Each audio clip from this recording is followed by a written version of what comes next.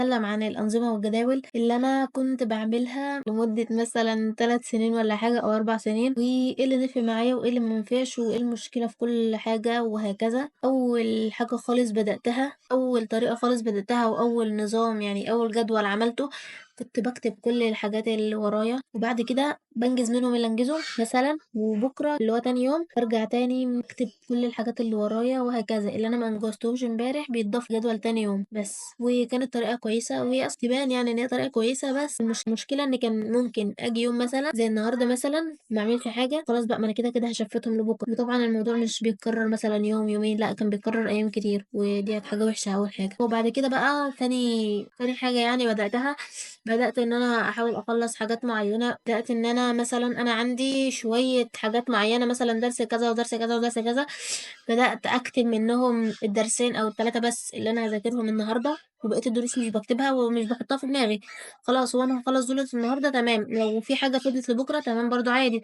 اسمي خلّصت منّهم حاجة، اسمي في حاجة المفروض أنا بانجزها النهارده وخلّصت منّهم حاجة. بس طبعًا نفس الكلام،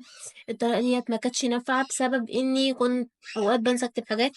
وساعات مثلًا لو في حاجة معيّنة مثلًا أو task معيّنة أنا مش عايزاها ومش عايزة أنجزها ما كنتش بانجزها في النهاية. المهم بعد كده بقى جرّبت طريقة تانية وهي إني أول الأسبوع مثلًا أكتب شوية حاجات معيّنة المفروض أنجزها طول الأسبوع، طول الأسبوع بقى باخد من الحاجات اللي أنا كاتباها ديّة شوية حاجات أنجزها، في نفس الوقت نفس الكلام كانت في حاجات بتتراكم وما بتتعملش مثلًا طول الأسبوع، وآجي على الأسبوع الجاي برضه مش عايزة أعملها تفضل متراكمة الأسبوع الجاي لحد مثلًا الامتحان والّا لحد بقى ما ييجي لها وقتها. بس الطريقة ديّة يعتبر كانت أحسن حاجة فيهم ومشيت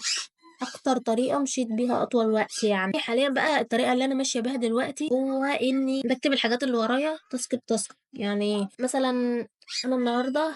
ممكن مثلًا أكتب إن أنا هاعمل فيديو مثلًا وبعد كده هاعمل صفحة من الموقع وهكذا، وبكرة نفس الكلام أعمل فيديو تاني وهاعمل صفحة من الموقع وهكذا، فهُم بقوا يتكرروا، يعني بقيت يعتبر طول الأسبوع نفس الحاجات ثابتة طول الأسبوع، مجرد لو في يوم مثلًا محتاجة أعمل فيه حاجة زيادة بازودها بس. ده مش أحسن جدول مشيت عليه بس يعتبر ماشي.